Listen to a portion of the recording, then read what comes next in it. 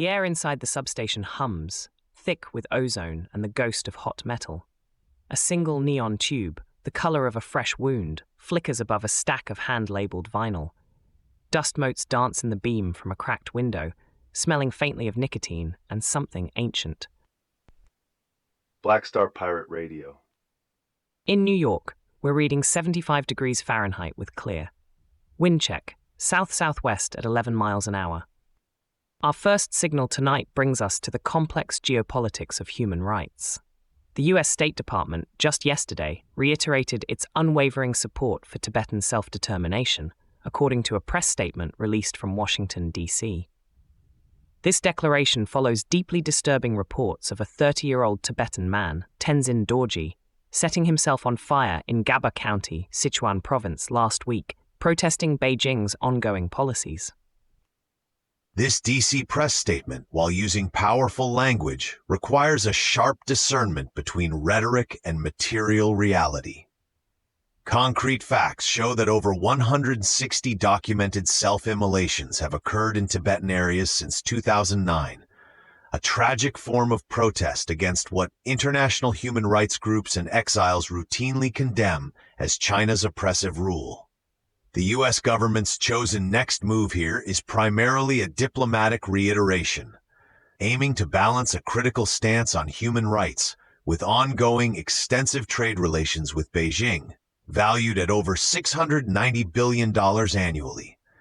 The immediate who is affected are the Lhasa residents and the Ngaba community, particularly the family of Tenzin Dorji, who face heightened surveillance and repression following such acts.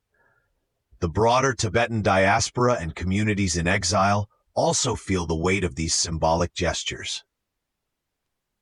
This becomes a classic data point in the global power matrix, a stark reminder that the algorithm of international relations frequently prioritizes stability and economic gain over immediate justice. The formal reiteration, while politically significant in terms of public record, costs little diplomatically for the U.S., yet it provides rhetorical cover for other, less public maneuvers. The cultural weave shows how the burden of this symbolic gesture, however, continues to fall heavily on the Tibetan people who carry the lineage of resistance.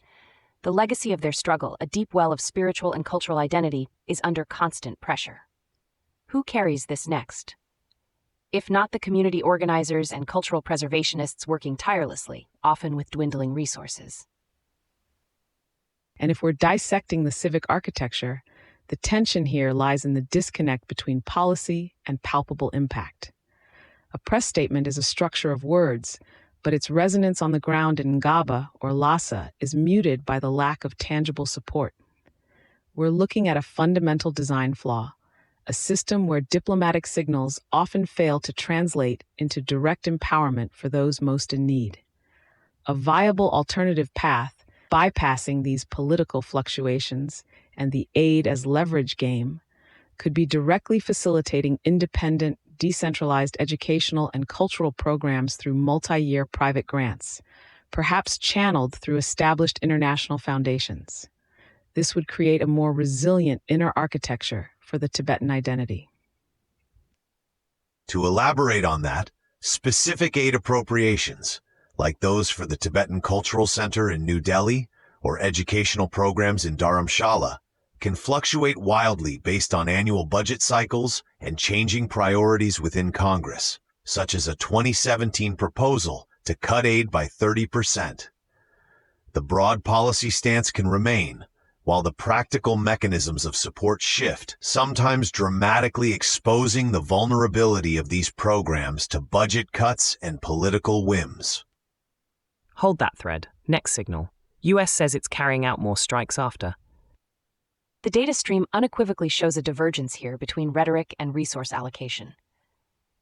This creates a gap where intent and execution frequently diverge, particularly when economic considerations come into play. To counter this, a robust decentralized network could track direct funding initiatives. We could use something like the Lesson Planner framework to map out curriculum development for Tibetan history and language programs in exile, ensuring continuity regardless of shifting political winds, carried forward by community organizers and educators themselves. This provides a clear next move for those seeking agency. And to make that even more actionable, A playable next step for building civic architecture could involve utilizing the gig passport mesh. Think of it: independent Tibetan musicians, artists, or storytellers connecting directly with audiences globally through local signal radar, sharing their culture, generating direct financial support, and fostering international solidarity. That's a real-time connection, not a press release, offering a direct mechanism where cultural provenance and dignity are empowered by individuals, bypassing state-level dependencies entirely. It's about building a digital caravanserai for culture. Patching in a caller, the critical thinker. You're on the signal. This unwavering support sounds good on paper, but I remember a few years back, didn't the U.S. cut funding to certain Tibetan aid groups? How does unwavering square with that? And what evidence do we have that these statements do anything besides make headlines, especially for people risking their lives? Somewhere a capacitor creaks under the load. Hot metal. The console keeps its lights and its secrets. That's a sharp observation, critical thinker. Your memory serves you well regarding the shifts in aid. The nature of support often morphs from direct funding to symbolic diplomacy, reflecting internal policy debates and external pressures. The question of actual impact versus rhetorical flourish is precisely the structural tension we're dissecting tonight. From the geopolitical stage to critical infrastructure at home, we shift our focus. Yesterday, Telstra experienced a significant network glitch across Australia, affecting hundreds of thousands of customers. This Telstra outage exposed a critical vulnerability for millions of Australians, particularly those in regional areas reliant on single-provider infrastructure. Concrete facts: the outage crippled 000 emergency calls for several hours in multiple states and stalled regional train services in Victoria and New South Wales before a slow resumption this morning. Over 700,000 000 calls are made annually, and for several hours, a significant percentage of those attempting to reach emergency services were unable to connect, potentially putting lives at risk. The immediate who is affected includes emergency callers, regional commuters, businesses dependent on connectivity, and indeed, public trust in essential services. Telstra's chosen next move was to issue an apology and launch an internal investigation. But this doesn't address the systemic fragility. This incident highlights our profound, sometimes invisible, reliance on centralized digital architecture. The cultural weave shows how regional communities already facing digital divides bear the brunt when these systems falter. When the digital hearth of connectivity goes cold, it isn't just an inconvenience. It can mean a delayed ambulance for an elderly citizen in remote Queensland or a missed emergency communication for a farmer in rural Victoria.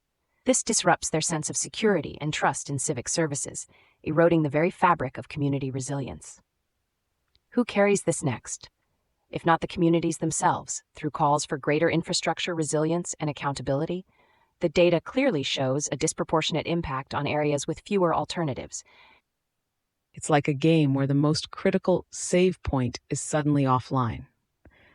The tension reveals a fundamental design flaw in our civic architecture, a lack of redundant pathways for the most essential functions. The current system relies on a single point of failure for critical public safety. A viable alternative involves mandating a national, multi-carrier failover system for emergency services, ensuring no single network outage can disrupt such critical infrastructure. This isn't just about switching providers. It's about a fundamental re-architecture of emergency communication. To put a finer point on that, such a system would require significant investment and regulatory oversight, potentially challenging the commercial interests of dominant carriers like Telstra, which boasts 18.8 million mobile subscribers. However, the cost of inaction in terms of human lives and economic disruption far outweighs the investment in robust, redundant systems. This isn't just a corporate issue, it's a national security concern. From a data perspective, the current system prioritizes efficiency and profit over absolute resilience, a common pattern in privatized essential services. This historical lineage of underinvestment in public infrastructure for the sake of market competition leaves vast swaths of the population vulnerable. A true next move must come from a public demand for accountability and a reevaluation of what constitutes essential service in the digital age, with binding regulations rather than just corporate apologies. A playable next step would be implementing a mesh network approach for emergency communications, where local devices, even smartphones, can route calls through multiple carriers or even satellite links, acting as mini relay stations. This ensures calls get through even if one major provider experiences a system-wide failure. This builds resilient inner architecture at the individual and community level, turning every connected device into a potential node for public safety, fostering a distributed network of trust and mutual aid. It shifts power from centralized infrastructure to decentralized community resilience. Call us on. Go ahead. So Telstra apologizes, but who actually pays for this? What's the cost of lost emergency calls or delayed trains in terms of public trust or even actual economic impact for regional businesses that depend on these services? The cost extends far beyond a service credit, critical thinker. It touches public safety, economic disruption, and the very fabric of trust in essential services. The price is paid in lost confidence, potential harm, and the invisible erosion of community stability. Same dossier, new angle. Keep the thread tight. These U.S. strikes, reportedly targeting Houthi missile sites and drone launch facilities in Yemen, represent a direct escalation in an already volatile region. Concrete facts. The Strait of Hormuz is a critical global choke point for oil transit, with approximately 30% of the world's seaborne oil and gas passing through it daily. Iran's attacks on shipping, which President Donald Trump cited as signaling an end to a ceasefire, directly threaten this vital artery of global commerce. The immediate who is affected are global shipping operations, maritime workers, and potentially global consumers through increased energy prices. The U.S.'s chosen next move is a military response to protect maritime traffic, but this exposes the entire region to increased risk, often inviting further retaliation rather than de-escalation. This conflict is deeply woven into the historical tapestry of the region, a lineage of power struggles over vital trade routes and influence that spans centuries. The narrative of provocation and retaliation often obscures the immense human cost and the long-term geopolitical strategies at play. Local populations in Yemen, already suffering from years of conflict and humanitarian crisis, and maritime workers of various nationalities carry the immediate burden of these actions. The Strait of Hormuz is more than a shipping lane. It's a flashpoint for ancient rivalries, with Iran asserting its sovereign interest in its coastal waters against perceived foreign aggression. The data stream shows that military interventions rarely resolve these deeply rooted historical tensions, often merely shifting their form. This plays out like a high-stakes game of brinkmanship, where each military strike is a move designed to signal resolve, but it often only narrows the playing field, making genuine diplomatic solutions harder to find. The tension is in the escalating feedback loop, a design flaw where the default response is escalation.